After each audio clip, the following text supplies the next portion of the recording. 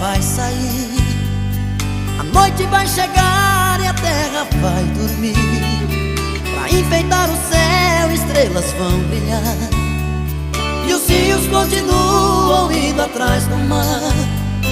São bocas feito fera dividindo a fome, o homem atrás da vida e a vida atrás do homem. A chuva faz barraco e morro desabar, e os rios continuam indo atrás do mar. Se o grito pela vida é a porta de saída, por que calar essa voz?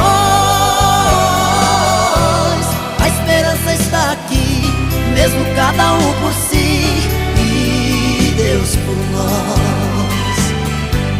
Se o grito pela vida é a porta de saída, por que calar essa voz?